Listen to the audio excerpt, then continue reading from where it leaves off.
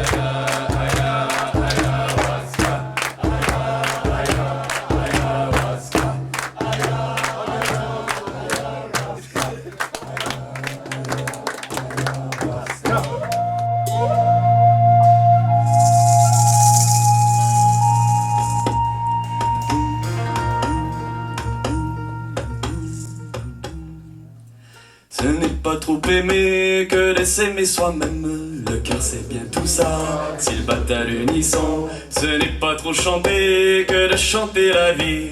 Le cœur c'est bien tout ça, s'il bat à l'unisson. Ce n'est pas trop jouir que de jouir de Dieu. Le cœur c'est bien tout ça, s'il bat à l'unisson. Ce n'est pas trop vibrer que de briver de joie. Le cœur c'est bien tout ça, c'est pas à l'unisson. Ce n'est pas trop penser que de penser le juste. Le cœur c'est bien tout ça, c'est pas à l'unisson. C'est pas trop exiger que d'exiger le vrai. Le cœur c'est bien tout ça, c'est pas à l'unisson. Ce n'est pas trop plier le front contre la terre. Le cœur c'est bien tout ça, c'est pas à l'unisson. C'est pas trop d'abandon que celui du passé. Le cœur c'est bien tout ça, c'est pas à l'unisson. Ce n'est pas trop d'ivresse que celle du bonheur. Le cœur c'est bien tout ça, c'est pas à l'unisson. Ce n'est pas trop donner que donner de son temps. Le cœur c'est bien tout ça, c'est pas à l'unisson. C'est pas trop accepter que d'accepter sa peur. Le cœur c'est bien tout ça, c'est pas à l'unisson. Ce n'est pas trop prier que de prier le ciel. Le cœur c'est bien tout ça, c'est pas à l'unisson. C'est pas trop de folie que celle de la sagesse. Le cœur c'est bien tout ça, c'est pas à l'unisson. Ce n'est pas trop risqué que de s'ouvrir au monde. Le cœur c'est bien tout ça, c'est pas à l'unisson. Ce n'est pas trop d'élan s'il vient de la confiance. Le cœur c'est bien tout ça, c'est pas à l'unisson. Ce n'est pas trop aimer que de s'aimer soi-même. Le cœur c'est bien tout ça, c'est pas à l'unisson. Ce n'est pas trop chanter que de chanter la vie. Le cœur c'est bien tout ça, c'est pas à l'unisson. Ce n'est pas trop mourir que de mourir d'amour. Le cœur c'est bien tout ça, c'est pas à l'unisson.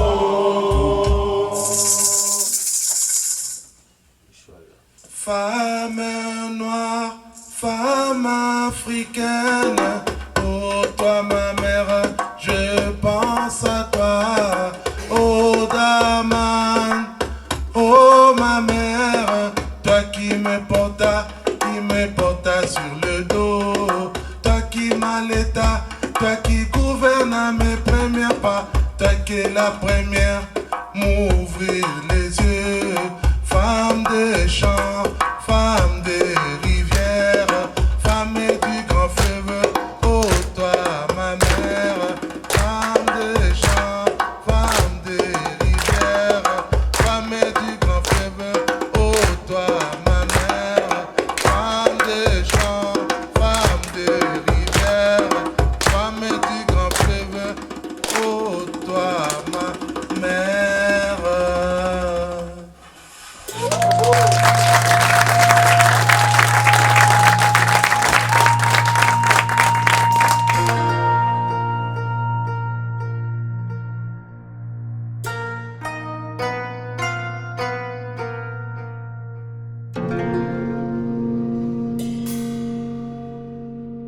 Bonjour docteur.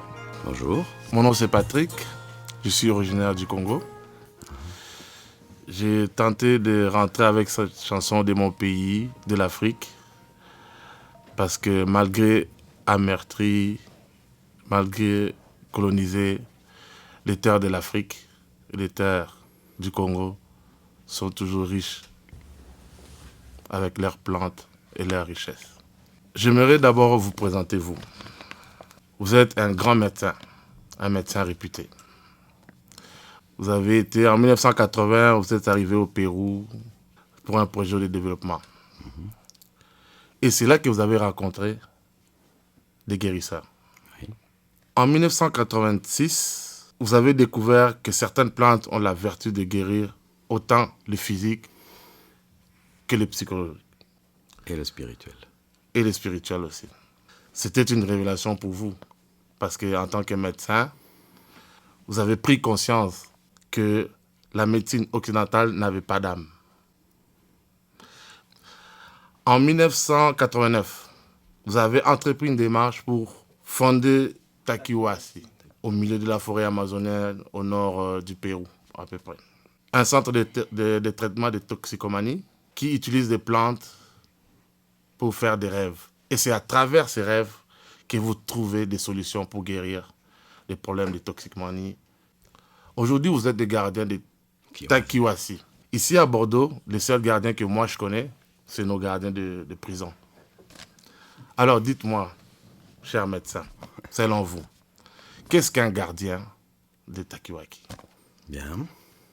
D'abord, je remarque que vous êtes très bien renseigné sur mon histoire. Merci. Mais qu'il y a quand même quelques précisions à apporter, parce que moi, je n'ai rien découvert, en fait. Ce sont les Indiens qui ont découvert toutes ces choses-là. Donc, c'est une connaissance ancestrale, millénaire. C'est une découverte pour moi de ce que les Indiens avaient déjà découvert. Okay. La nouveauté, c'est qu'un occidental, un médecin, s'intéresse et considère ces savoirs comme valides, comme intéressants, comme positifs, comme susceptibles d'apporter des solutions. Et la découverte essentielle, peut-être, c'est que ces gens-là connaissaient des choses depuis des millénaires que nous, dans notre connaissance occidentale, nous ignorions totalement. Ça permet de relativiser la connaissance occidentale. Parler du gardien, et je pense que ça, c'est un bon choix. Parce que toute la question qui tourne autour des toxicomanies, des drogues, de la consommation, c'est la question de la contention. C'est-à-dire comment est-ce qu'on arrive à contenir les expériences dans lesquelles on va éventuellement s'aventurer. Les expériences où on se modifie la conscience en prenant une substance, mais toutes les expériences de vie. Hein? Et alors, effectivement, vous n'avez pas la contention ici, dans un centre où il y a une contention extérieure. Il y a des murs, il y a des personnes, il y a une contention extérieure. Mais l'idéal, en fait, ce serait qu'on puisse arriver à avoir une contention intérieure. Qu'on ait besoin de personne à l'extérieur pour nous dire ça c'est bien, ça c'est pas bien, ça tu fais, ça tu fais pas. Okay. Et donc c'est ça l'initiation que nous montrent les Indiens, c'est comment est-ce qu'on peut arriver à se connaître soi-même et connaître les limites physiques, psychiques, intellectuelles, économiques, sociales, culturelles. On a tous des limites. Et notre problème, c'est d'accepter ces limites. Parce qu'au départ, vous avez parlé de votre mère, de la mère africaine, okay. De celle qui donne, parce que la mère, elle donne. Elle donne la vie, elle donne le sang, elle donne la nourriture, elle donne l'amour, elle donne. La mère donne. Elle nourrit. Physiquement, psychiquement, émotionnellement. Elle nourrit. Et l'enfant peut se croire le roi. Il peut croire que tout est à sa disposition. Sa mère, c'est son univers, c'est son monde, c'est tout. Puis à un moment donné, il est obligé de se rendre compte que malgré cette présence de cette générosité totale de la mère, il y a des choses qu'il ne peut pas faire. Il y a des choses qu'on ne peut pas acquérir. On a des limites. La fonction du père, s'il est là, le père, le vrai père, c'est de progressivement dire à son enfant, tu ne peux pas tout acquérir, tu ne peux pas tout lire, tout manger, tout goûter, tout... C'est pas possible. Donc il faut que tu fasses des choix. Et donc il faut que tu te frustres. Tu acceptes d'être frustré sur certaines possibilités pour pouvoir canaliser tes énergies, tes intérêts sur ce qui est vraiment important et puis laisser le reste. Parce qu'il faut faire des choix. Ça, c'est la fonction du père. Bien, souvent, le père, il n'a pas été là. où il n'a pas assumé sa responsabilité, où il est occupé, où il avait d'autres femmes, où il a abandonné la famille, où il était violent. Enfin bref, d'une certaine façon, il n'a pas pu, il n'a pas su, peu importe, on n'est pas là pour juger, mais il n'a pas été là. Et donc, on a tendance à rester un enfant roi. On aimerait que la vie soit idéale, magnifique, comme on voudrait. Comme on voulait, ouais. Donc s'il n'y a pas le gardien, qui est le premier gardien, c'est le père. Ça devrait être le père. Qui prend soin. Parce que qu'est-ce que fait la maman? La maman, elle prend son enfant comme ça, On garde. pour recevoir les coups, puis pour que le petit ne souffre pas. Elle le protège en prenant, elle, les coups. Exactement. Ouais. Qu'est-ce que fait le père? Normalement, idéalement. Il dit à son enfant, vas-y, marche, cherche, trouve. Il est là derrière. S'il s'approche de l'abîme, il va intervenir. Mais il le laisse un peu se confronter, tomber, se faire un peu mal pour qu'il apprenne. S'il tombe du vélo, il vaut mieux qu'il tombe de vélo, il a une bosse, que tomber d'une moto après quand il aura 25 ans et qu'il te tue. Si le père n'a pas été là, on n'a pas appris à sortir. On n'a pas appris à s'aventurer de manière intelligente. Donc il n'y a pas eu de gardien. Le premier qui doit être le père, et puis éventuellement après les professeurs ou les membres de la famille. Bon. Et donc, s'il n'y a pas eu cela, on n'apprend pas à se contrôler, on n'apprend pas à s'auto-gérer, quoi. On refuse toutes les limites, on refuse l'autorité, on refuse les contraintes, on se rebelle. Alors moi, je vais vous poser une question à mon tour. La rébellion contre l'autorité, contre la figure du père, contre ce qui peut représenter l'autorité, c'est peut-être nécessaire dans la vie à un moment donné, mais la plus grande rébellion, quelle est-elle? C'est de se rebeller contre soi-même. Se rebeller contre sa propre rébellion. Et alors là, on devient son propre gardien. On se garde soi-même.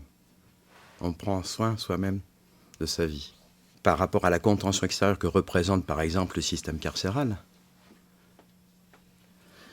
il y a une autre forme de contention qui est la contention intérieure. Apprendre à se garder soi-même, on n'a plus besoin, à ce moment-là, de contention extérieure, de gens qui nous contrôlent de l'extérieur. C'est ça l'initiation, et en Afrique. Moi, j'ai vécu en Afrique. J'ai passé mon enfance en Afrique. Il y a l'initiation. Dans les groupes traditionnels, il y avait toujours une initiation à la puberté pour justement apprendre à s'initier à la vie, apprendre les limites et apprendre à devenir son propre gardien. Parfait. Justement, par rapport à ce que vous venez de dire tout à l'heure, par rapport à l'Afrique, parce que moi, je suis africain, j'ai passé mon enfance un peu en Afrique. Puis, chez nous, au pays, par exemple, c'est les mêmes personnes qui pratiquaient exactement ce que vous faites. Honnêtement, on les appelait en français, c'est des guérisseurs, mais dans notre langue, c'est comme des nganga. C'est comme ils faisaient c'est la médecine tradimoderne, en quelque sorte. Alors, mais par contre, les autres, ils utilisaient aussi une force spéciale, donc une force surnaturelle pour pouvoir pratiquer leur médecine. Est-ce que vous, votre médecine, dans ce que vous faites, est-ce qu'il y a un rapport avec... vous faites appel aussi à des forces surnaturelles pour pouvoir pratiquer? Ben oui.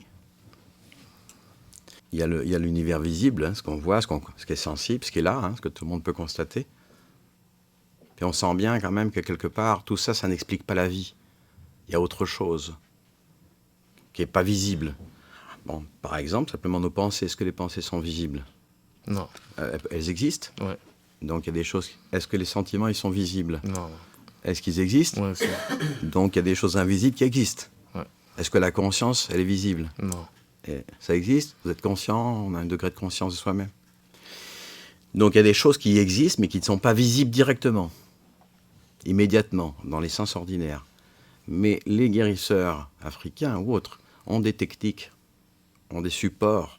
Ça peut être des plantes, ça peut être des techniques comme le jeûne, comme la danse, comme le rythme, comme la musique, comme les exercices extrêmes, la physique extrême, la douleur, beaucoup de techniques qui vont amener à des espèces de limites des sens, des limites corporelles. Et là, on accède à ce monde non visible. Alors ce monde non visible, il est à l'intérieur, les sentiments, les pensées, et aussi notre esprit. Nous avons un esprit. Et aussi à l'extérieur. C'est-à-dire que les plantes ont un esprit, les animaux ont un esprit, les lieux ont un esprit. Toute la nature est donc une nature vivante et intelligente et consciente. Et le guérisseur, c'est celui qui est le spécialiste, on peut dire, l'expert, pour passer de ce monde visible au monde invisible. Et ce monde invisible, il est peuplé il est riche, il est vivant. Alors les guérisseurs, les chamans, comme on dit maintenant, étaient des experts et connaissaient, ils avaient une espèce de cartographie, n'est-ce pas, de cet univers qui est très complexe, qui est aussi complexe que la forêt canadienne ou la forêt amazonienne, ou la forêt congolaise. Ouais. Donc ce sont des gens qui peuvent nous indiquer, bon, on peut rentrer dans ce monde non visible avec certaines techniques, mais avec des précautions, parce que c'est aussi dangereux, comme d'aller se mettre dans la forêt amazonienne ou la forêt canadienne, sans boussole, sans GPS, sans eau, etc. Vous n'avez pas eu peur? Ouais. Oui, j'ai peur. Enfin, j'ai eu peur, mais on a peur de temps en temps. Les gens qui n'ont pas peur, c'est qu'ils ne sont pas touchés les limites d'eux-mêmes. Il y a trois types de peur. La peur paralysante, la peur qui fait fuir, et la peur qui fait la fuite en avant. Mais il y a une autre. La seule façon de dépasser la peur, c'est de la regarder en face. De l'affronter, exactement. De la regarder. De quoi, au fond, j'ai peur. Moi, quand j'ai des gens qui viennent puis qui me disent « je veux prendre des plantes, tout ça, je suis prêt à prendre des plantes », j'ai pas peur. Là, ça m'inquiète. Parce qu'il y en a inconscience. Hein? Si on a peur, c'est qu'il y a un état d'alerte et que, bon, ça, les gens sont conscients que c'est quelque chose de sérieux, c'est quelque chose qui va toucher des émotions très puissantes. Donc là, ça me rassure un petit peu quand les gens ont peur. Et moi, j'ai peur aussi de temps en temps, oui. Ben, merci beaucoup pour votre réponse, puis bienvenue au Souverain Anonyme. Merci aussi.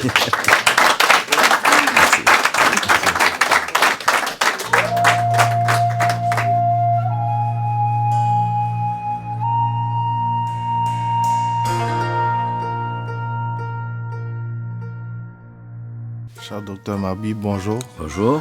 Je m'appelle Karl. Karl. Moi, quand je suis en prison, je suis un prisonnier. Et quand je viens ici, avec tous mes amis, je me sens quelqu'un. Et en même temps, devant vous, je me sens souverain. Souverain dans le sens d'être libre d'exprimer ce que je vais vous exprimer présentement. Moi, dans la prison, j'ai aucun problème de consommation de drogue ou bien d'alcool ou bien de quoi que ce soit. Mon problème, moi, c'est plus à la sortie. Je peux te dire qu'à 9h, le 17 décembre de cette année, il va y avoir quelqu'un qui va m'attendre en avant, dans une voiture. Et dans cette voiture, les personnes qui sont là m'importent peu. Pourquoi? Parce qu'il va y avoir d'autres choses dans la voiture qui m'importent beaucoup plus que ces personnes. Et cette chose, on l'appelle Barbancourt. C'est un rhum 5 étoiles. Et lui, il a fait beaucoup de ravages dans ma vie. Et souvent, il m'a ramené ici. J'ai essayé plusieurs thérapies. Ça n'a rien donné. J'ai essayé de la méditation et voilà, ça n'a rien donné non plus.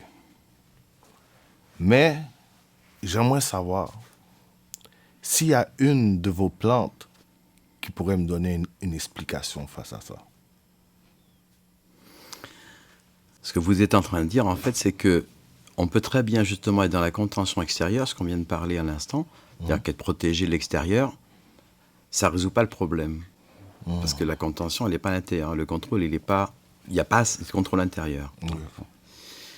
Donc ça pose cette question-là. Donc, qui est Karl? Qu'est-ce qu'il cherche dans la vie? Quelles sont ses souffrances? Parce que ça sert à quoi le rhum 5 étoiles ou d'autres substances? Ça sert à quoi? Pourquoi est-ce qu'on consomme? À cacher certaines émotions ou autre chose. Oui. Voilà. C'est un médicament. Ouais. Sauf que le médicament devient plus compliqué que la maladie elle-même à un moment donné.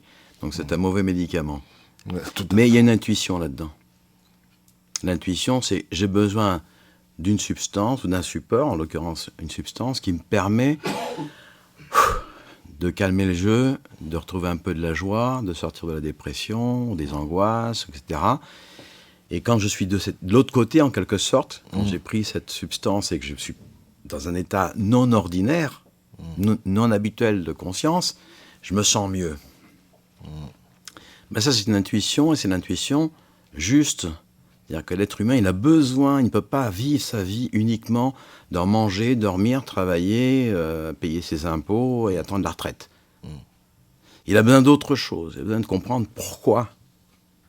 Pourquoi je souffre, pourquoi je suis là, pourquoi ça vaut le coup de faire des efforts, pourquoi ça sert à quoi la vie, enfin les grandes questions. Ok. Bon. Est-ce que vous êtes posé ces questions-là? Oui, souvent. Mais je me suis jamais donné le temps de me répondre. Comme. Ça, c'est une première réponse intéressante. Y consacrer du temps. Parce qu'effectivement, la solution de l'alcool, c'est tout de suite.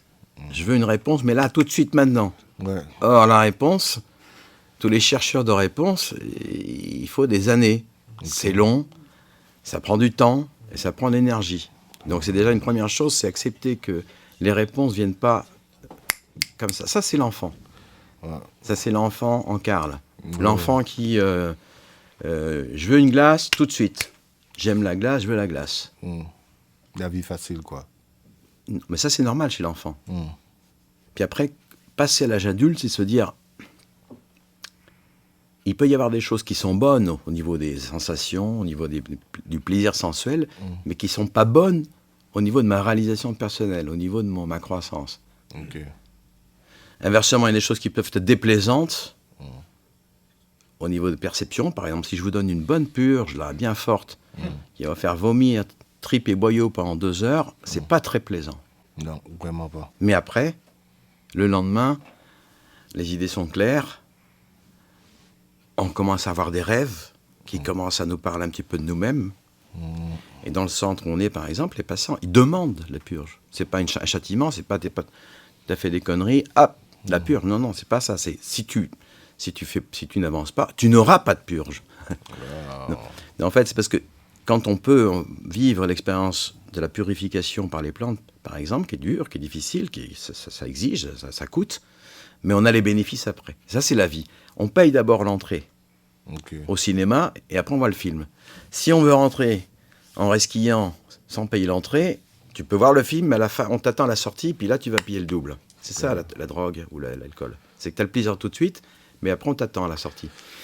Dans l'initiation, c'est l'inverse. Il faut que tu mettes du tien, ça te coûte, ça pèse un peu, mais après, tu as le bénéfice. Et tu restes sur le bénéfice. Donc, souffrance courte, plaisir durable. Dans la drogue, plaisir court, souffrance durable. Alors, la question, c'est est-ce que Karl est disposé, par exemple, à consacrer du temps et de l'énergie pour aller voir qu'est-ce qui s'est passé dans sa vie avant la consommation. Parce que la consommation, c'est un médicament. Le médicament, il vient après la maladie. Il y a eu une souffrance avant. Souffrance émotionnelle, relationnelle, familiale. Et donc les plantes, l'ayahuasca que vous avez chanté au départ tout à l'heure, c'est une plante particulière qui permet justement d'aller visiter, d'aller revoir son passé, de se souvenir, de le visualiser. Et c'est très puissant, avec toutes les émotions. Et là, on se rend compte qu'on avait de la colère, qu'on avait de la culpabilité, qu'on était peut-être maltraité, qu'on a... on voit la souffrance qu'on a reçue et la souffrance qu'on a portée aux autres. Il faut être prêt à voir ça aussi. Ouais, faire de l'empathie, quoi. Ouais, et puis se pardonner. Ouais. Réussir à se pardonner. Eh bien, merci beaucoup. Merci.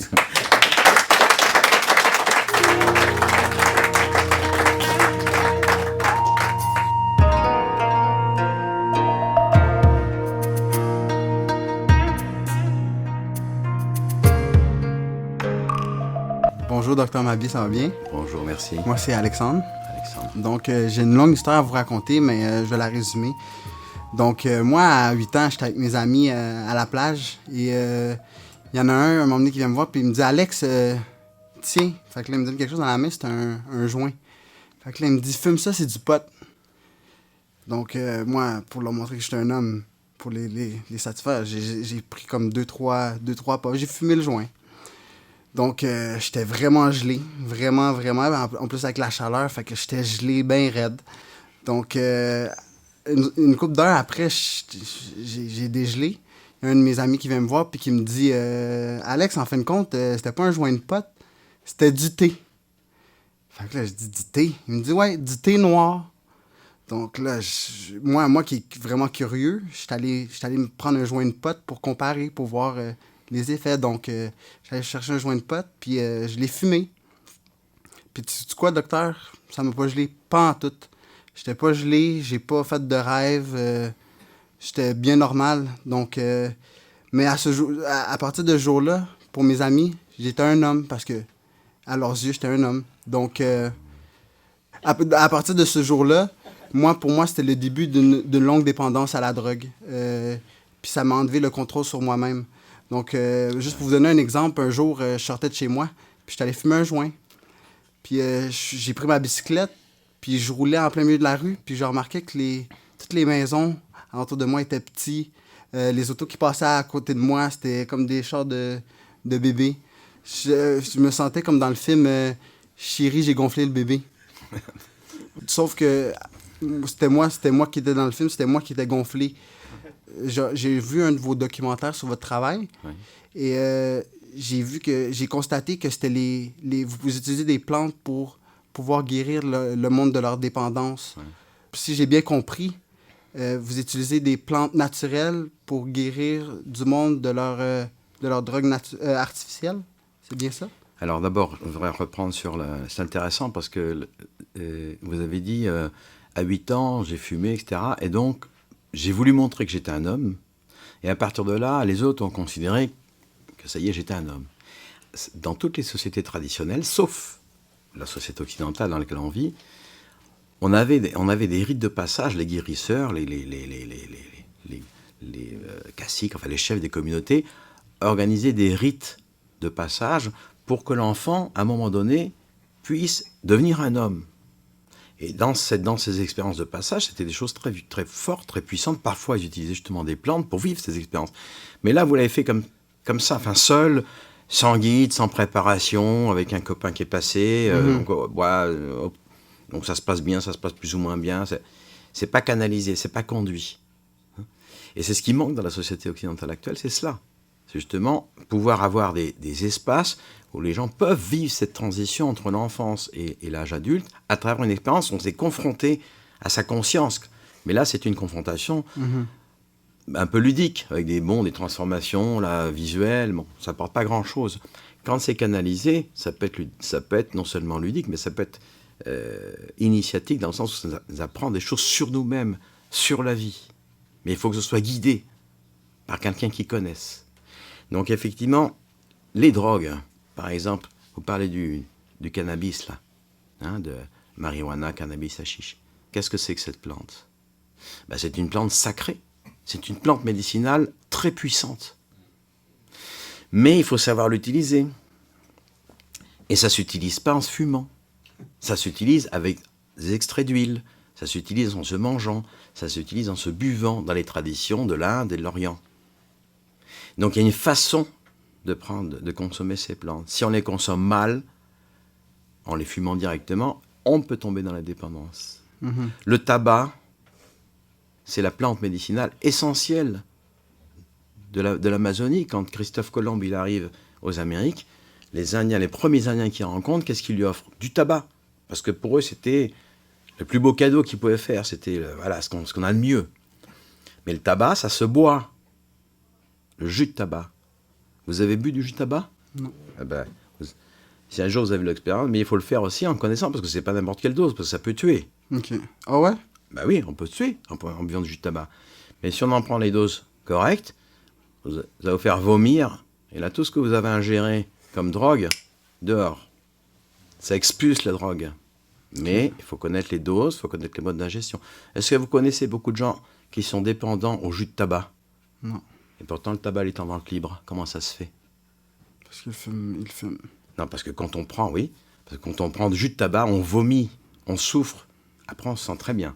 Mais il faut d'abord passer par l'épreuve et c'est très difficile. Quand on fume directement le tabac, on peut tomber dans la dépendance. Donc, c'est pas le problème du tabac, c'est comment c'est consommé, comment c'est utilisé. Donc, toutes les plantes médicinales peuvent devenir des poisons.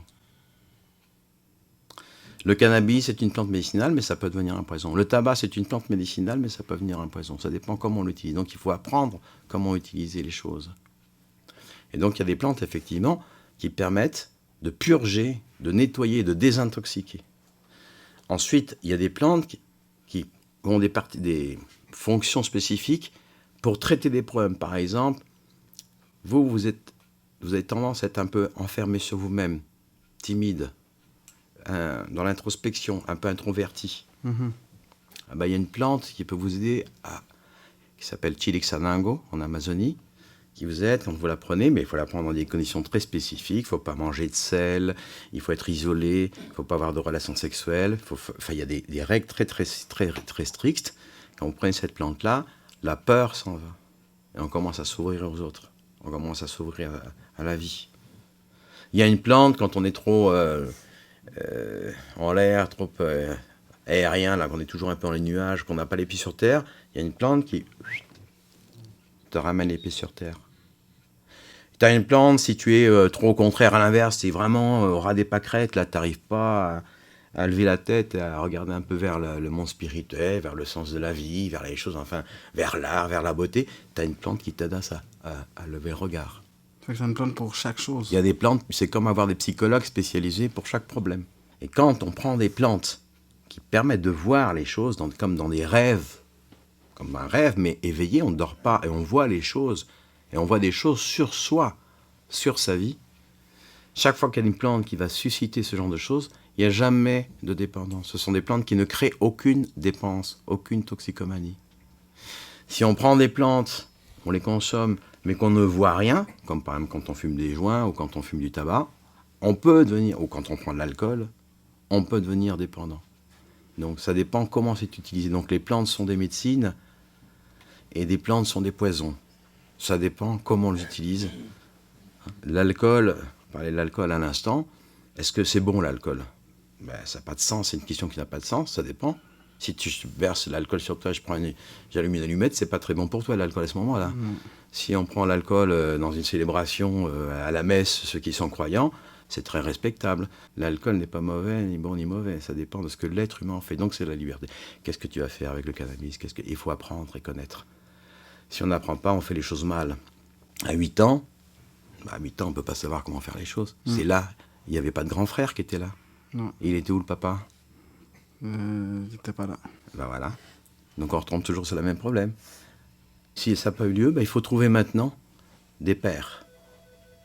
Il faut trouver des guides. Ça peut être un thérapeute, ça peut être quelqu'un que tu respectes de ta famille, ça peut être une personne qui représente quelqu'un de sérieux, de sûr, de protecteur, et qui va te dire pas toujours des choses sympathiques. Pas toujours, mon petit garçon, mais oui, t'as souffert, c'est pas de ta faute. Non, en même temps, te dire, attends, là, tu fais des conneries, là. Il faut arrêter de se prendre pour une victime tout le temps. On n'est pas qu'une victime, on est aussi libre. Hein. Donc quelqu'un qui a une parole forte, affectueuse, mais aussi forte, ça c'est la fonction du père. Très intéressant.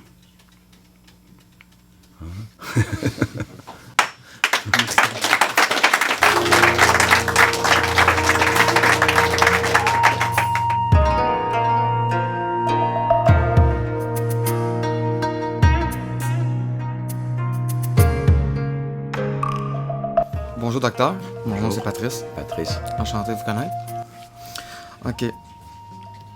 Je suis ici devant vous aujourd'hui parce que j'ai une question à vous poser. J'aurais même plusieurs questions à vous poser, mais on va y aller une chose à la fois. Moi, ma problématique, c'est pas la drogue, c'est pas l'alcool, c'est le pain. Puis pas n'importe quel pain, le pain blanc. Comme vous voyez, depuis que je suis en prison, j'ai pris pas mal de poids. Et je vous dirais que ça cesse. J'arrête pas de grossir.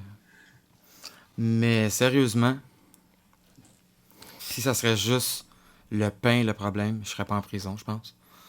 Je pense que je remplace la nourriture par la drogue. Et le contraire, tu sais. Dehors, je consomme. En prison, je consomme de la nourriture. J'ai fait plusieurs thérapies.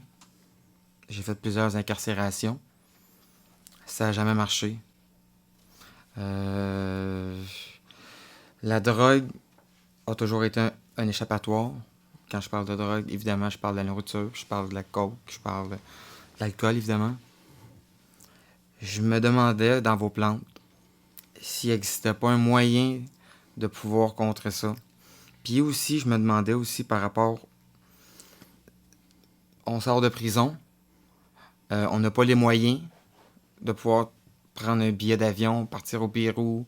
Est-ce qu'il y a moyen, pour un toxicomane qui sort de prison, de pouvoir arriver jusqu'à chez vous?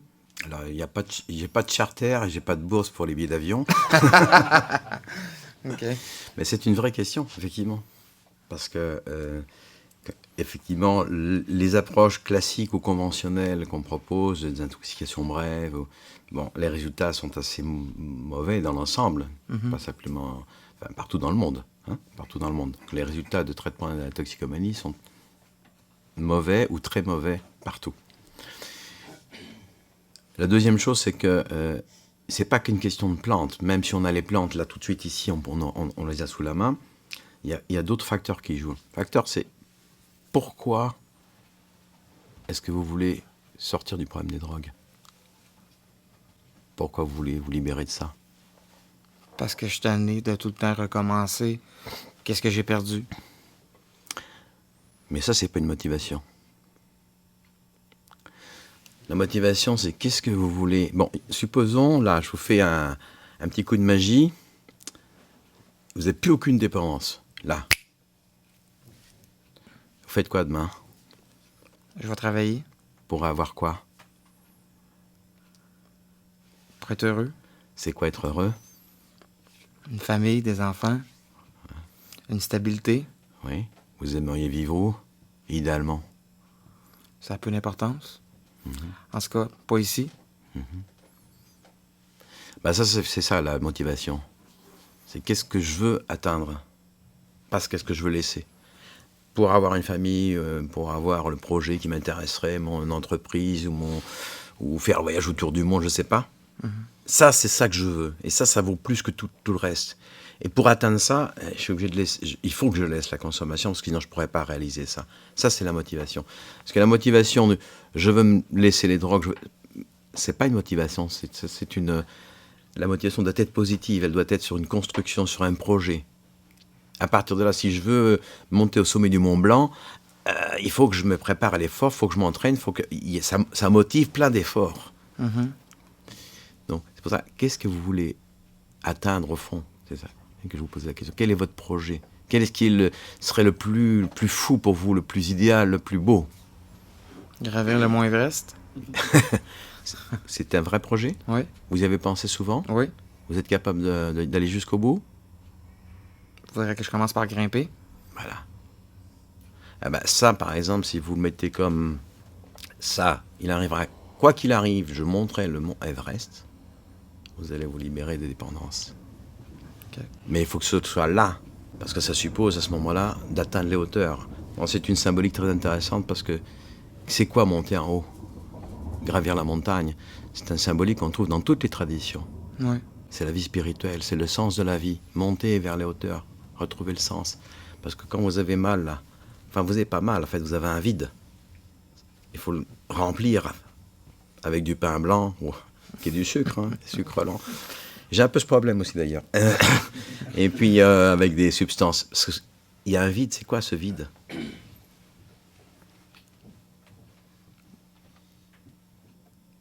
Qu'est-ce qu'on parle d'émotions, de sentiments, on parle de... Oui. Mais ça, c'est quand on prend des substances pour plus sentir ce vide, pour se remplir, on n'arrive pas à dire, c'est ça la difficulté, qu'est-ce que c'est exactement? Simplement, on sent. On sent qu'il y a quelque chose. Mais voilà. Le travail avec les plantes, le travail de psychothérapie, c'est pouvoir mettre des mots là-dessus. C'est-à-dire, qu'est-ce que c'est ça? Est-ce que c'est pas le manque d'affection de mon père? Est-ce que c'est pas le manque de chaleur humaine? Quel manque précis? Parce que c'est un vide dont on ne sait pas très bien qu'est-ce qu'il veut dire. Alors ces plantes qu'on utilise nous, comme l'ayahuasca que vous avez chanté au départ, qui est une plante qui est connue en toute l'Amazonie péruvienne, que les guérisseurs utilisent depuis des milliers d'années, sont des plantes qui ont une intelligence, qui ont un esprit. les plantes ont un esprit. On peut communiquer avec cet esprit des plantes. Elles nous parlent. Hein. Donc c'était une chose assez incroyable pour nous, les Occidentaux. Et moi, quand je suis arrivé chez les guérisseurs, et j'ai dit, bon, comment est-ce que ça marche, cette histoire-là? Je voudrais connaître un peu. Et ils m'ont dit, mais les guérisseurs m'ont dit, mais on va rien te dire, pas grand-chose. C'est les plantes qui vont te parler. Les plantes qui vont te parler, les plantes, elles parlent. Comment c'est ça? Oui, les plantes vont te parler. Comment? Il faut que tu prennes ces plantes comme ça, comme ça. Alors j'ai fait l'expérience. Moi, je suis médecin occidental. Je croyais rien. Enfin, j'ai aucune connaissance initialement sur ces choses-là. Alors j'ai pris les plantes pour voir ce qu'il y a. Et effectivement, il y a une communication avec ce monde non visible qui nous enseigne. Donc il existe, dans le monde non visible, il existe du divin. Il existe des esprits. Il existe des forces. Et donc il faut commencer tout de suite là, à mon avis, recréer le contact avec ce monde invisible. Comment? Par la prière, par la méditation, par la sincérité du cœur. Les plantes, ça ne fonctionnera pas, même les meilleures plantes, si la personne ne croit pas, s'il n'a pas, c'est pas une question de croyance, mais de disposition, de sincérité. Voilà. De sincérité.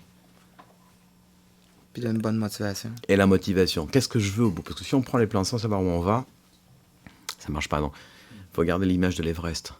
Parfait. Et puis vous m'envoyez une carte quand vous êtes arrivé là-haut. On va prendre un petit peu de temps avant qu'elle arrive. C'est bien gentil, hein?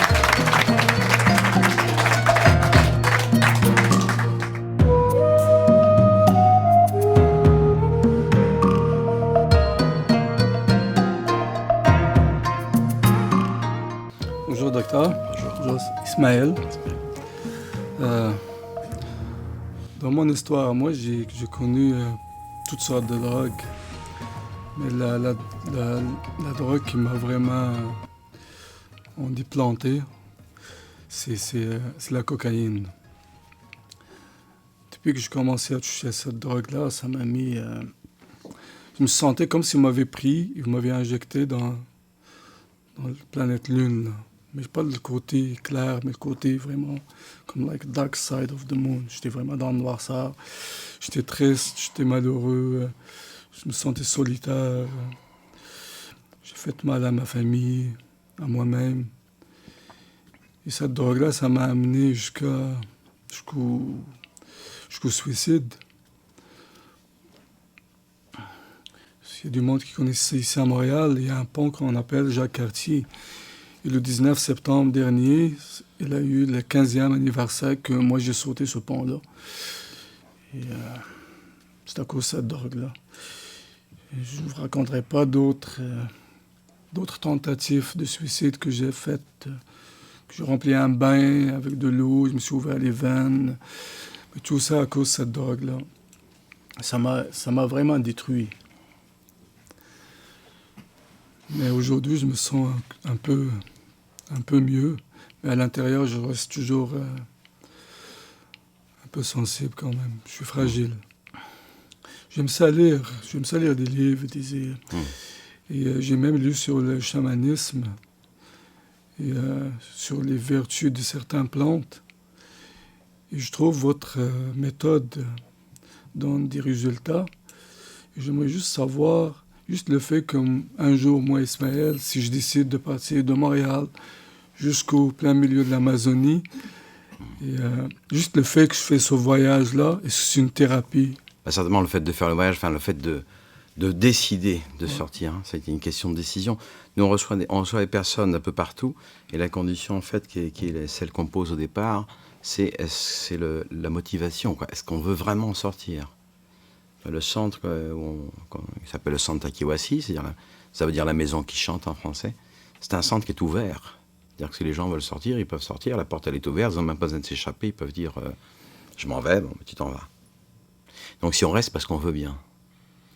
Et ça, c'est la condition pour pouvoir sortir des drogues. Mais ce que je voudrais dire quand vous dites c'est la cocaïne qui m'a mis dans cette situation-là, non. Oui et non. Ça, on ne peut pas accuser une substance. C'est un objet. C'est une substance.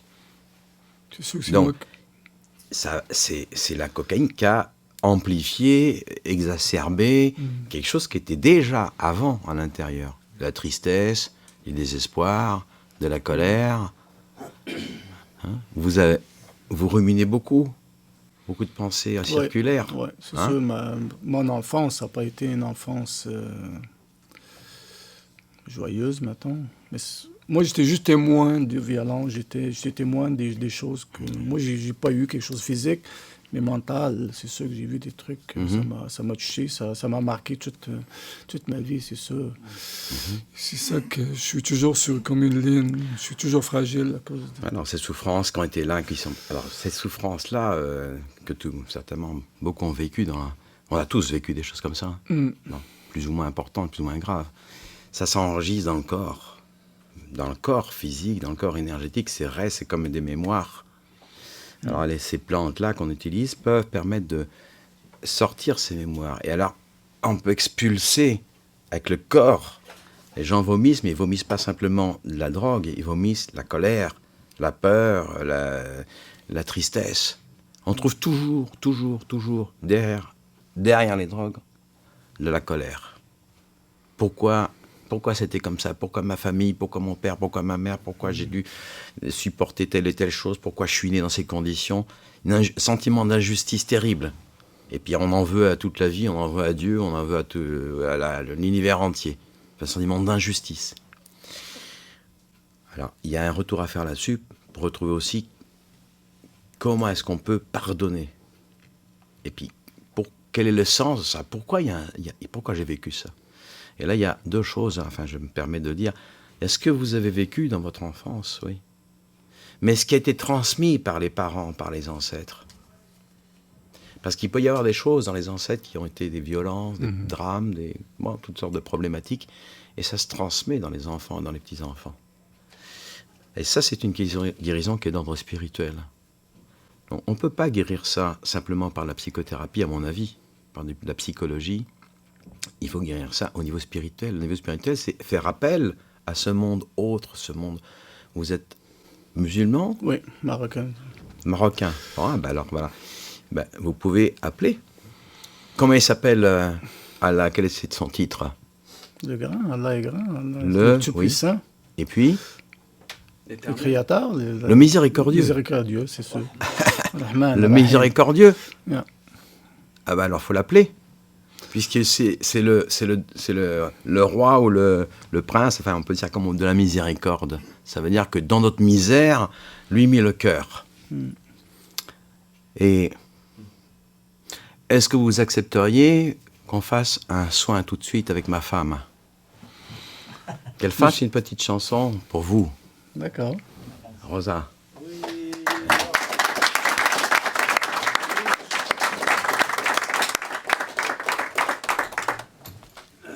La médecine traditionnelle, c'est le support pour agir, c'est à travers le chant.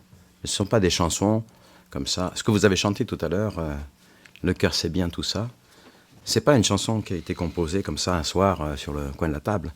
Ce sont des rêves. Ce sont les esprits avec lesquels on rentre en contact qui nous font rêver ces chants. Donc c'est une chanson que j'ai rêvée. Après je l'ai écrite, mais je l'ai rêvée. Et cette chanson que vous avez chantée, Le cœur c'est bien tout ça, c'est une chanson pour traiter les blessures de l'enfance, de la petite enfance. Quand on chante ce chant, ça touche les blessures de la petite enfance.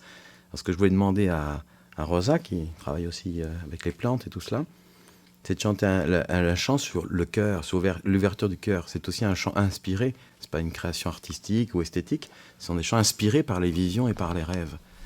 Et je pense que Rosa pourrait... Parce que Ismaël, on voit là, il est très beaucoup dans la tête. Donc, là, la tête... Ah! Elle est chargée d'énergie. Ça passe trop dans la tête. Ah! Voilà, ça on peut enlever les mauvaises énergies comme ça.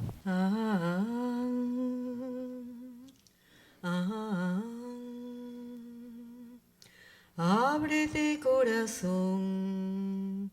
ábrete sentimiento, ábrete entendimiento, deja a un lado la razón y deja brillar al sol escondido en tu interior.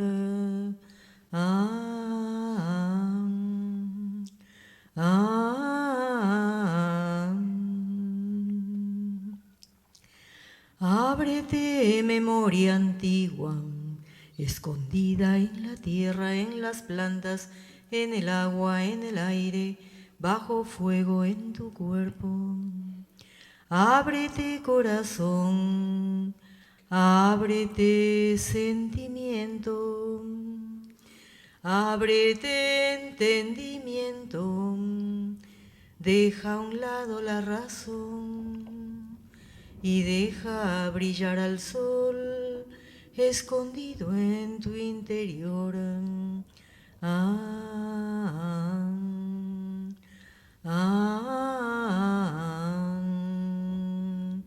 Es tiempo ya, ya es ahora, ábrete corazón y recuerda cómo el espíritu cura, como el amor sana, como el árbol florece y la vida perdura. Ábrete corazón, ábrete sentimiento, ábrete entendimiento, deja a un lado la razón y deja brillar al sol escondido en tu interior.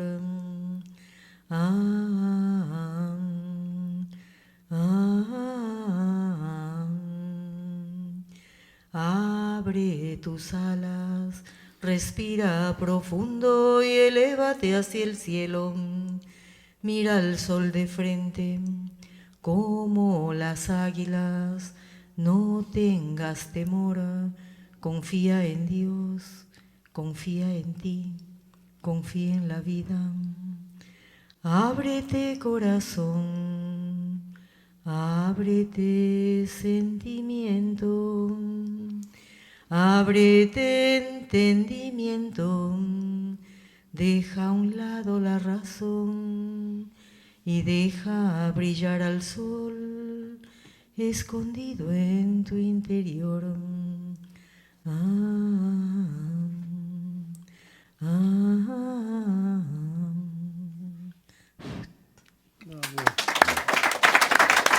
Merci beaucoup. Merci. Merci beaucoup.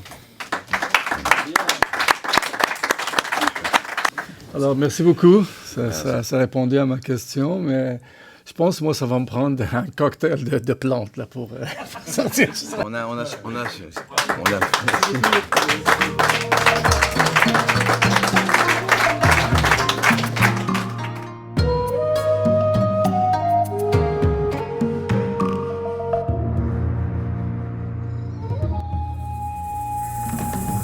Bonjour, Dr Mabi. Bonjour. Mon nom c'est Francis. Francis. Je suis content de vous rencontrer aujourd'hui. Moi, je vais vous parler un peu de mes dépendances. Moi, ma dépendance, c'est le pot et l'argent. Surtout l'argent. J'ai une grosse dépendance à l'argent, puis je suis tout le temps en train de penser à l'argent, tout le temps.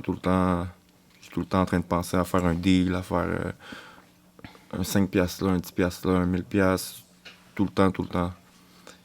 Tellement que des fois, c'est fatigant. Des fois, je me réveille pendant la nuit, je pense à ça.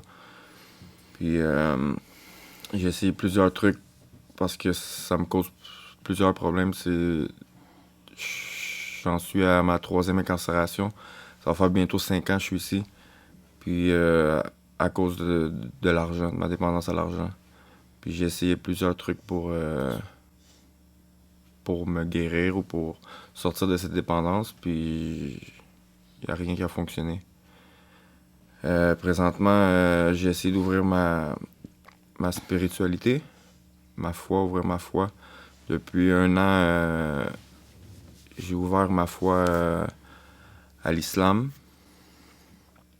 Et il y a environ 3-4 mois, j'ai fait le ramadan. J'ai fait le ramadan avec des amis à moi. J'ai fait le jeûne pendant 30 jours. Ça m'a aidé à un peu de me mettre dans la peau dans la peau des pauvres, de ceux qui mangent pas, ceux qui ont pas de nourriture, des trucs comme ça, savoir si je pourrais être heureux sans avoir l'argent. Et moi, la question que j'aurais, ça serait à savoir si le jeûne fait partie de votre thérapie avec les plantes, ainsi que est-ce que vos plantes peuvent guérir une dépendance telle que l'argent, ou c'est juste pour les toxicomanes? Quand on parle de toxicomanie, peut-être il faut dire que c'est toutes les dépendances. La dépendance peut prendre n'importe quel objet, ça peut être une substance, mais ça peut être l'argent, ça peut être le jeu, ça peut être le sexe, ça peut être Internet, ça peut être... voilà, c'est n'importe quel objet qui va devenir une obsession, une compulsion dans laquelle on n'arrive pas à se défaire. C'est-à-dire, en fait, quelque part, c'est comme si, dans la dépendance, c'est une forme de possession. On est possédé par une énergie, alors l'argent ou le cannabis ou l'héroïne. Enfin, on est possédé par cette énergie qui nous contraint. On veut s'en défaire, on voudrait arrêter, on voudrait, et on ne peut pas. On est sous l'emprise, on est prisonnier de. Et c'est une prison bien plus contraignante que les murs d'ici. C'est le fait de dépendre, c'est-à-dire de placer tout son espoir, ses attentes, dans une solution extérieure. Que ce soit une substance, que ce soit une personne, que ce soit une machine, que ce soit de l'argent. C'est attendre de l'extérieur. Alors, quand vous dites que vous avez fait un processus d'approche de la foi, ça c'est très important, parce que c'est enfin chercher quelque chose à l'intérieur. Parce que les réponses, elles sont à l'intérieur.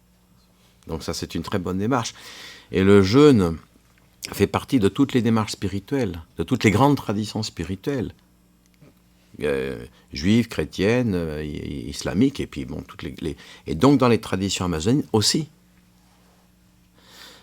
Parce que quand on jeûne en particulier, c'est un sacrifice. Okay. Et sacrifice, ça veut dire quoi? En latin, ça veut dire faire du sacré. Donc je me prive d'une chose qui n'est pas mauvaise, la nourriture c'est pas une chose mauvaise, mais je me prive de cela volontairement pour acquérir quelque chose au niveau spirituel, donc qui est plus élevé, pour m'enrichir en quelque sorte au niveau spirituel, qui est la vraie richesse, la vraie richesse spirituelle. Donc ça, je crois que c'est une démarche qui est intelligente, enfin qui est juste, qui me paraît qu'il faut. Moi j'encouragerais à continuer, parce que il y a au moins quelque chose qu'on a ici, enfin que vous avez, je suppose, ici en prison, c'est vous avez du temps. Il y a du temps. Et donc c'est l'occasion, il y a une opportunité en tous les cas qui est peut-être à utiliser pour rentrer dans son intériorité. Et moi je vous conseillerais de la confiance que le monde spirituel, il va répondre. Le monde spirituel ne connaît pas de limite. Il n'y a pas de limite d'espace, il n'y a pas de limite de temps. Et ça, quand je vous dis ça, je ne dis pas ça comme ça pour vous faire plaisir, pour être sympathique ou je ne sais pas quoi.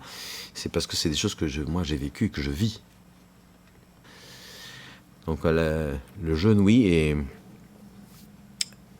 vous posez tous la question, finalement, je comprends bien quelque part, tous ceux qui sont venus ici jusqu'à présent, et moi, je voudrais prendre des plans de faire ça, mais c'est loin, c'est au Pérou, et comment concrètement le faire? Et c'est pour ça d'ailleurs que je suis aussi ici au Québec, c'est pour parler dans des conférences, pour faire connaître ce genre de choses, parce qu'il y a des solutions. Mais il y a aussi ici au Québec, par exemple, dans les traditions autochtones, il existe des huttes de sudation, par exemple. Il existe des formes de purification et des rituels de purification. Donc les populations autochtones, au Québec même, ont conservé certains savoirs pour pouvoir se guérir. Alors peut-être aussi des gens qu'il faut aller chercher. Moi, je ne les connais pas suffisamment, mais je sais qu'il y a, en tous les cas, quelques possibilités auprès de ces gens-là. Les peuples autochtones ont gardé des traditions et des connaissances et des ressources pour traiter les problèmes de dépendance. Parce que la dépendance, c'est un problème occidental. C'est un problème qui n'existe pas dans les sociétés traditionnelles avant l'arrivée des Blancs. L'alcoolisme qu'on trouve chez les Amérindiens ou chez les aborigènes d'Australie, c'est depuis l'arrivée des Blancs. Avant, non. L'addiction, la toxicomanie, l'alcoolisme massif tel qu'on le voit dans la société occidentale, c'est depuis l'arrivée des Occidentaux.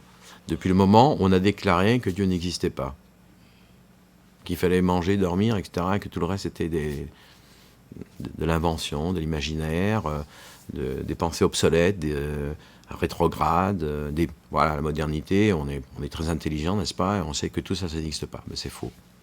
Dieu existe, on peut l'appeler comme on veut, on peut mettre des noms différents. Le monde spirituel existe, il est opératoire, il est vivant. Et on peut l'expérimenter. On peut l'expérimenter. Donc on peut faire ça à travers le jeûne, à travers la prière, à travers la méditation. Demander, avec sincérité, et les réponses viendront. Jeûne et prière, c'est une vieille recette, hein, mais ça marche toujours. Mais vous l'utilisez Oui. Au Pérou, Oui. quand vous faites vos rituels? Oui, parce que les plantes, c'est le support principal, matériel, on va dire, mais ça s'inscrit dans un contexte. C'est-à-dire que, comme j'ai dit tout à l'heure, on parlait de cette... je ne sais plus qui Karl, je crois, ou plutôt Alexandre, disait, à 8 ans, j'ai consommé avec un copain, etc. Bon, je dis oui, sans préparation, sans personne qui guide, sans suivi, etc. Donc on ne fait pas ce genre d'approche sans un minimum de précaution. C'est comme une médecine, on ne prend pas un médicament comme ça. Il y a des indications, des contre-indications, c'est une médecine. Donc quand on prend les plantes, il faut se préparer, il faut être accompagné, il faut avoir un suivi, et tout ça se passe dans un certain contexte, on va dire rituel, c'est-à-dire avec des prières, avec des chants, avec une connexion, un lien avec le monde spirituel. Très ouvert, parce que c'est universel. Donc moi je veux utiliser, comme je suis chrétien, je vais utiliser des prières chrétiennes, mais il peut y avoir dans les patients qui sont là, il peut y avoir des gens qui sont musulmans, qui sont juifs, qui sont chrétiens, qui sont athées, qui sont bouddhistes, tout ce qu'on veut. Ça, c'est pas important. Ce qui compte, c'est la sincérité de chacun. Et quand les gens sont sincères, il n'y a aucun problème. Parce que ça touche des choses qui sont humaines. On est tous des humains, on a tous un esprit. Et si on parle un peu avec vous, par exemple, je suis sûr que si on approfondit un peu, vous avez vécu déjà des expériences, même sans les substances, des expériences où vous avez été en contact avec ce monde spirituel. Vous n'avez jamais eu une expérience? Vous vous rappelez de rien? Jamais dans votre vie? Un peu, là, ça... Est-ce que vous avez eu un moment où ça vous a touché, vous étiez ému, il y a quelque chose qui vous a touché, qui était un peu, qui dépassait, inexplicable? Vous avez senti des présences la nuit quand vous dormiez? Ben, souvent, je fais beaucoup de rêves, là. Dans les rêves, qu'est-ce qui se passe? Je pense à dehors. Dehors, souvent, je pense à l'argent. Ça, c'est des mauvais rêves. C'est le cauchemar. C'est plus des rêves comme de dehors, là, comme de où que j'étais en 2011. Comme on dirait j'essaie de revenir où j'étais puis je suis pas capable. On dirait que j'essaie de revenir dans ma vie de vendeur de drogue. Puis on dirait que je suis pas capable de revenir. Ça, c'est une bonne chose. Est-ce que vous pensez que dans la vie, que vous n'avez pas eu de chance? Vous êtes quelqu'un qui n'a pas eu de chance? Ouais, ça arrive. C'est sûr que si je me compare à d'autres, à mon enfance, à la famille, c'est sûr que des fois, quand on se compare, souvent, on dit « Ah, lui, il a été chanceux, il y a une mère, il y a un père, il y a une famille, il y a du monde qui s'occupe de lui. » Moi, j'ai pas été chanceux comme ça. Oui, vous êtes sûr? Vous avez combien d'amis qui sont morts? Pas beaucoup, là, 2, 3. Donc, et vous êtes vivant? Vous êtes plus chanceux qu'eux? Ouais. Non? Ouais. Vous êtes malade? Non. Donc vous êtes chanceux par rapport à tous les milliers de personnes qui sont dans les hôpitaux. Vous avez l'eau courante? Ouais. Vous avez le chauffage? Vous avez la nourriture? Donc vous faites partie des 5% de la population mondiale qui vit dans le luxe. C'est sûr que si on le voit de ce côté-là... Oui, ça dépend de quel côté on regarde. Ouais. C'est parce que ça, c'est des habitudes que... on est au Québec, on est chanceux. C'est sûr qu'il y a des pays plus sous-développés que le nôtre. Mais ça, c'est la partie simplement superficielle pour montrer à quel point il suffit de dépendre de quel côté on regarde. Je vais vous dire une chose, comme médecin. Voilà. Donc, j'ai 60 ans, ça fait 40 ans que je vois des personnes qui me racontent leurs problèmes. Bon. Je n'ai pas trouvé aujourd'hui une seule personne qui ne souffre pas. Je n'ai pas trouvé une seule personne qui n'a pas profondément dans sa vie un point qui fait très mal. où il y a une blessure très profonde. Tout le monde porte sa croix, comme on dit dans la tradition chrétienne. Il y a un endroit qui est notre souffrance intime. Et chez les gens les plus souriants, les plus... eux aussi, ils portent leur souffrance intime. Peut-être plus discrètement, oui, où ils la cachent. Et au niveau de la souffrance, au niveau de la blessure que l'on porte, on a la force suffisante pour faire face. Mais il faut la mobiliser, cette force. Donc vous avez la force suffisante. Et en fait, vous avez beaucoup de chance. Mais vous êtes convaincu que vous avez de la malchance. C'est pour ça que vous cherchez de l'argent. C'est une espèce d'exorcisme de la malchance, et pour essayer d'exorciser la mauvaise fortune. C'est peut-être une raison que je me donne des fois. Oui. Vu que j'ai eu une enfance difficile, vu que j'ai passé par là. Oui. Tant que je suis victime de la situation, de ce qui s'est passé, je peux rien faire. Donc voilà, je continue. Si à un moment on se dit, malgré tout cela, j'ai quand même la capacité de décider, quoi. Je peux décider. Je peux décider d'aller monter à l'Everest, là. Alors c'est quoi votre Everest, vous? D'être millionnaire. Ouais, bon, c'est possible, hein. C'est aussi. Millionnaire, avoir une alors compagnie. Oui. Et vous feriez quoi avec tout ça? Vous pourriez financer Santa Kiwasi, mais en dehors de ça. Et avoir une famille, une femme qui m'aime, des enfants. Et ça s'achète à combien ça coûte? Ça coûte rien. Donc l'argent, ça sert à rien pour ça. La vie, elle coûte. Tu as besoin. Vous pouvez venir en Amazonie, vous allez voir, ça coûte pas très cher. On peut vivre là-bas avec pas grand-chose. Comment vous allez accéder à ça, à la femme, à l'enfant? En fait, c'est des réponses au niveau des affects, du cœur, de l'amour, de la vie familiale. Et comment est-ce on peut trouver cela, ce cœur? Vous pleurez de temps en temps? C'est rare. Très rare.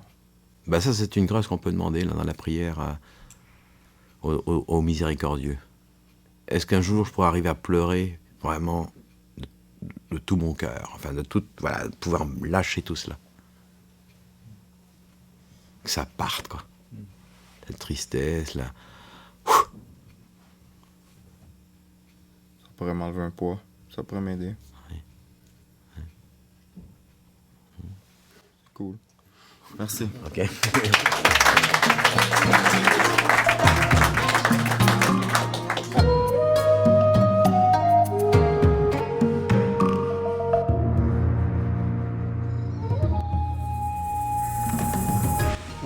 Bonjour mesdames, messieurs, bonsoir. De toute façon, bonsoir docteur.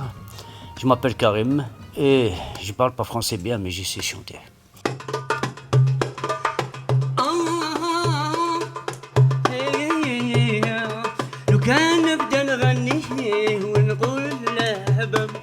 الحباب الغدارين الصحاب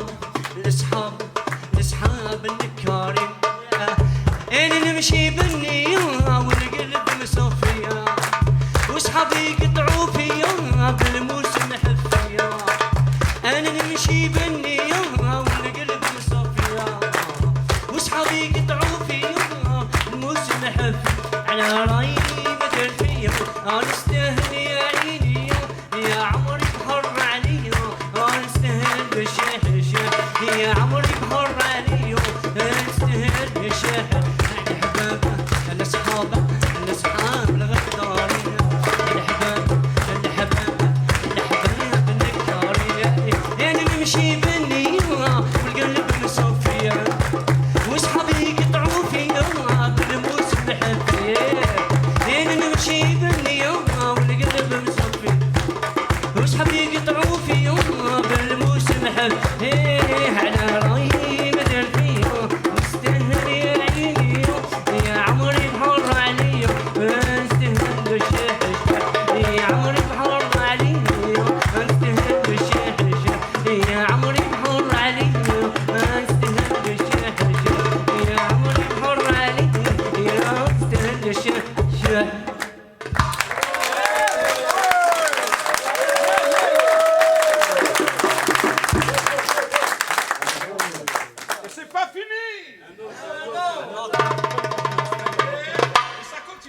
vais chanter une chanson que j'ai sortie aujourd'hui, matin, à 8h du soir. Mais je vais chanter une chanson qui, mes amis, ils me cherchent. Ils ne m'ont pas trouvé, mais je suis disparu dans le désert. Et j'ai trouvé jusqu'un alémo, il n'a pas de l'eau. Mais j'ai trouvé l'autre alémo qui avait de l'eau. Il m'a donné de l'eau là, j'ai vu que Dieu existe. يا الحبان يا الحبان بقاو يحوسوا عليا ما لقاونيش بقاو يحوسوا عليا ما لقاونيش حليت عيني لقيت روحي في الصحراء حليت عيني لقيت روحي في الصحراء لقيت الغزال يغزر فيا لقيت الغزال يغزر فيا جاتني الناقة عطتني نشرب بالماء حمدت ربي وشكرته جاتني الناقة عطتني نشرب الماء حمدت ربي وشكرته وحبابي حوسوا عليا وحبابي حوسوا عليا بقيت نمشي وحدي لقيت روحي في الصحراء بقيت نمشي وحدي لقيت روحي في الصحراء لقيت الغزل قدامي لقيت الناقة عطت لي الماء عرفت ربي راه هنا حبابي يحوسوا عليا حبابي يحوسوا عليا وحبابي يحوسوا عليا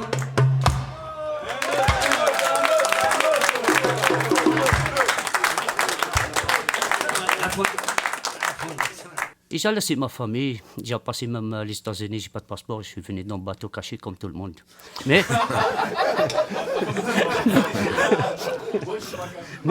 Mais pas dangereux. Pas dangereux, mais dans mon cœur, je suis toujours sauveur. J'aime bien ça parce que j'ai sauvé des gens. J'ai passé 4 ans en prison là-bas. Et comme je suis sorti, je travaille bien. Et je ne sais pas, dans un coup, j'avais d'argent, ma maison. Je vois quelque chose qui m'a dérangé à les États-Unis. Je vois si je reste là, je connais personne, je n'ai pas de femme, je n'ai pas des amis vraiment, vrai. Je vois, je suis comme un vieux. J'ai ouvert mon cœur, courage. Et chaque mois, je pars à Philadelphie pour que je vais signer avec l'immigration pour les papiers. J'ai acheté un billet pour Philadelphie, j'ai parti signer, j'ai acheté 2e billet pour Montréal. Je suis venu là à Montréal, je quitte France et je suis arrivé à minuit. À la nuit, je vois le feu rouge. Je dis, oh, le feu rouge, c'est différent, c'est pas comme chez nous. Et j'ai écouté français, je dis, oh, j'écoute français. Mon cerveau, il a changé. Et j'ai resté moi-même et je vois que je suis jeune toujours, comme je suis arrivé à Montréal. Je suis très content.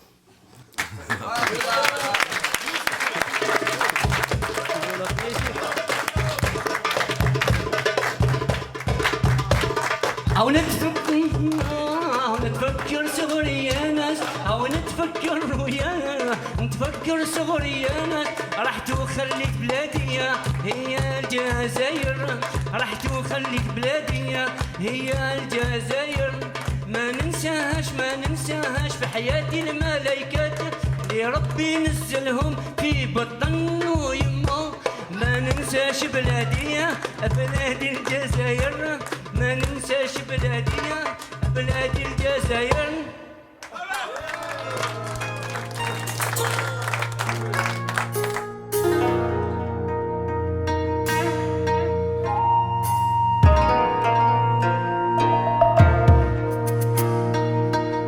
Docteur Jacques Mabi, je ne sais pas si vous avez rêvé votre visite chez les souverains, mais en tout cas pour nous, c'est un rêve de recevoir un médecin, un grand médecin comme vous, un médecin qui a redonné une âme à la médecine. Votre centre Takiwasi est né à la même année que Souverain Anonyme.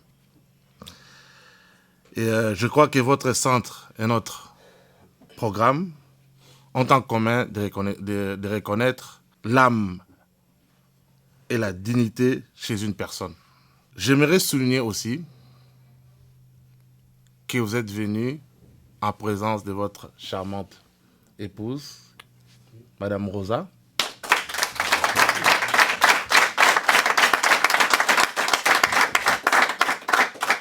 qui travaille avec vous comme votre... Médecin. Exactement. Je remercie monsieur Atidian de Montréal.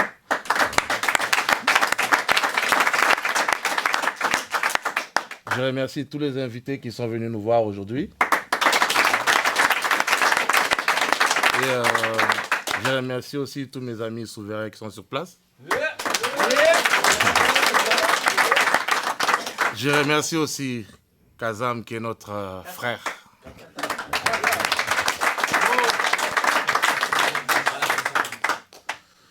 Merci de nous avoir fait l'honneur de votre visite et de vos connaissances.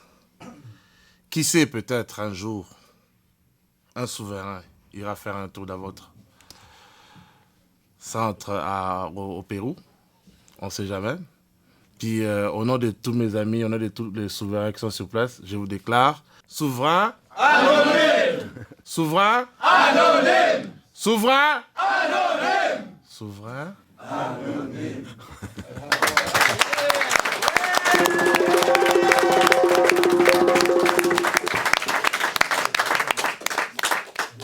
Je voudrais vous remercier de votre accueil. Je suis très touché par la profondeur de ce que vous avez exprimé, la sincérité, quoi. Ça, c'est mon expérience limitée et personnelle, avec toutes les personnes qui sont venues dans le centre et des gens qui sont passés par des chemins de vie très très compliqués, souvent, un peu ce que vous avez vécu aussi. Moi, il y a une chose qui m'a toujours un peu surpris, oui, fasciné, surpris, je ne sais pas comment le dire, c'est que quels que soient les problèmes, quels que soient les passés, quelles que soient les charges, quels que soient les héritages de chacun, on trouve à l'intérieur de l'être humain une partie qui est intouchable. Il y a quelque chose qui est pur chez chacun d'entre nous, chez chacun d'entre vous, et même les mauvais esprits, même les mauvaises choses ne peuvent pas atteindre cette partie-là. Il peut y avoir par-dessus un peu ce trésor, il peut y avoir plein de décombres de la vie, et de poussière, et de saleté, et beaucoup de choses. Il faut enlever tout ça, il faut enlever les décombres, il faut faire un travail presque d'archéologie, nettoyer, purifier. Il y a deux choses qui sont guérissantes, c'est le pardon, il faut arriver à pardonner, à se pardonner soi-même, et en même temps la gratitude. Il faut remercier parce qu'on reçoit toujours beaucoup de choses dans la vie. Si on est là, c'est qu'on a reçu suffisamment pour être vivant. Un enfant, j'ai travaillé en pédiatrie, un bébé qui ne reçoit pas suffisamment de chaleur des personnes qui sont autour, il meurt.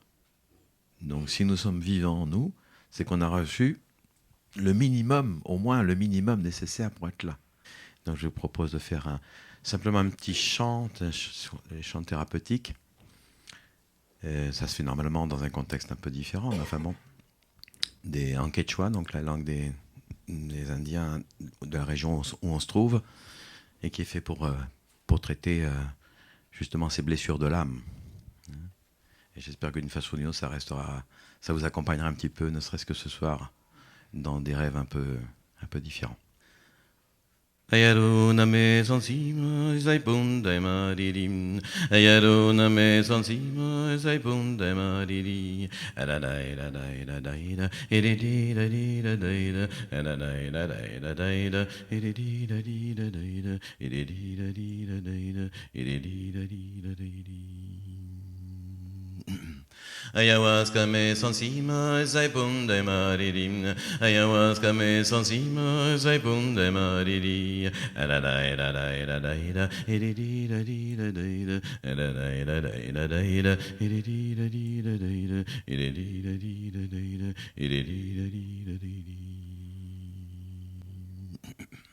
Kamalonga me sansima sai punta maririm Kamalonga me sansima sai punta mariri Adadai dadai dadai da Ididi dadi dadai da Adadai dadai dadai da Ididi dadi dadai da Ididi dadi dadai da Ididi dadi dadai da Tabakito me son sima sai bunde maririm. Tabakito me son sima sai bunde mariri. Era dai da dai da dai da iridi da di da dai da. Era dai da dai da dai da iridi da di da dai da iridi da di da dai da iridi da di da dai di. Ecco kita me son sima sai bunde mariri. Ecco kita me son sima sai bunde mariri. Era dai da dai da dai da iridi da di da dai da. Era dai da dai da dai da iridi da di da dai da iridi da di da dai da iridi da di da dai da. Arbakita me son sima sai bunde mariri. Arbakita me son sima sai bunde mariri. Era dai da dai da dai da iridi da di da dai da. Era dai da dai da dai da iridi da di da dai da iridi da di da dai da iridi da di da dai di. Erudita me son sima sei bunde mariri. Erudita me son sima sei bunde mariri. Era dai da dai da dai da iridi da di da dai da. Era dai da dai da dai da iridi da di da dai da iridi da di da dai da iridi da di da dai.